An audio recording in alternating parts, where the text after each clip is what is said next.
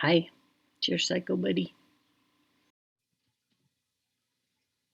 Juggling all the different aspects of life with severe mental illness can be very stressful, is adulting, just stressful as fuck, but also very possible, very rewarding.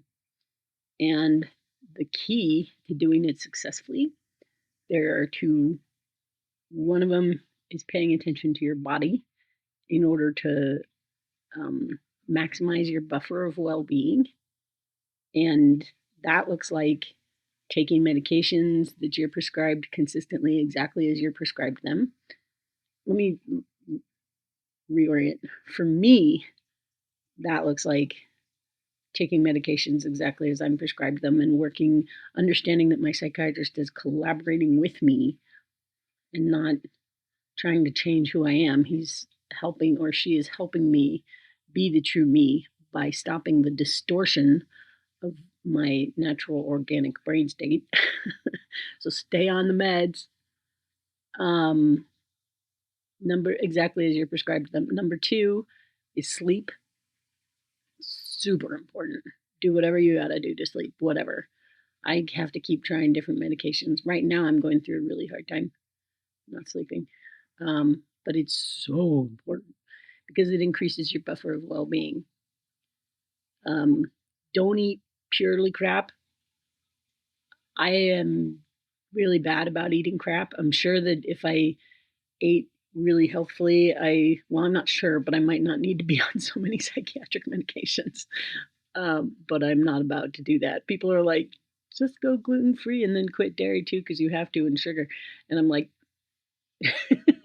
I'll just take medications. Maybe I'm lazy or overly American, but so that is another way that you could do it though, is by being really, really careful about what you eat. Um, moving. I have movement built into my day because I created a job where I walk dogs for a living. Well, most of a living. And so that's the body. And then I also have this guy, which is a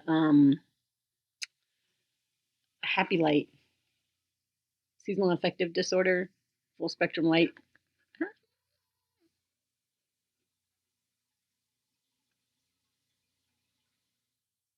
Um, and I sit very consistently every morning at exactly 6 o'clock in front of that for 20 minutes with my eyes like 6 inches away from.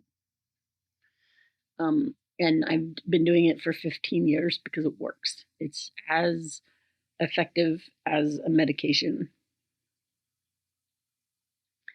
which makes me realize that might be why I haven't been sleeping, because I had stopped doing my happy light when I was traveling. Ooh, I need to get back to my happy light, then I can sleep without medication and wake up with energy. They're amazing. Full spectrum light is what they're usually called. Okay, so that's the body. And then, like, not drinking a shit ton of caffeine or being sensitive to my body when I start shaking. That means I need some warm liquid or some protein food instead of more carbohydrate. Okay, so that's number one is the body. Number two, the soft skills. The biggest, most important one is self compassion. And that's because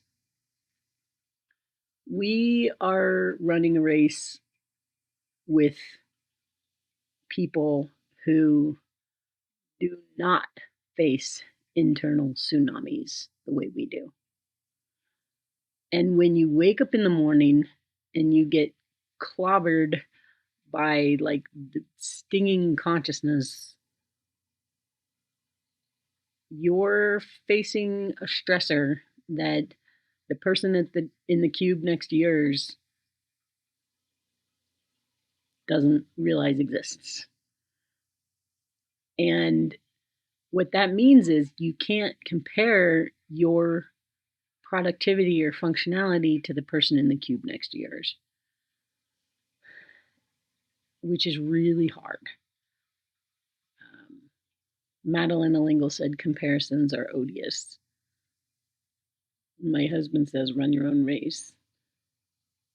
The idea being that because of the situation you're in, success for you is going to look different for what it's going to look like for other people.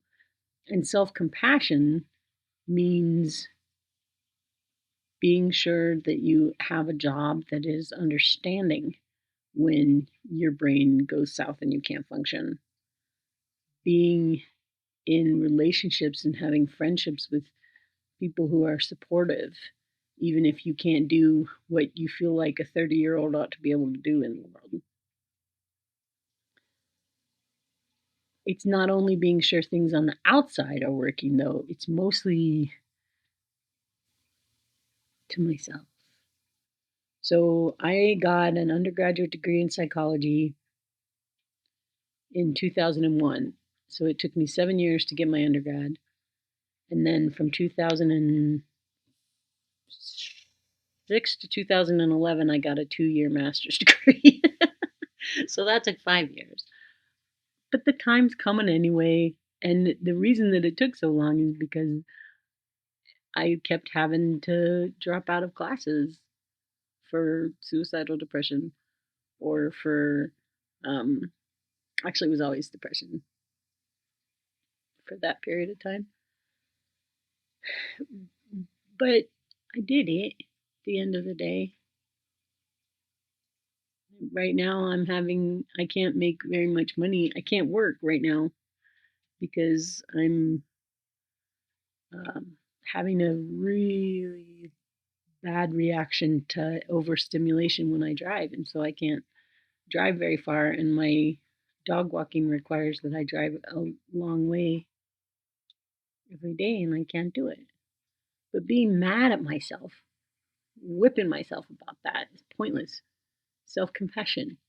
It's even been shown by research that being compassionate towards yourself increases your functionality and productivity way more than taking a whip to yourself, taking the belt to your own back and trying to force yourself to function.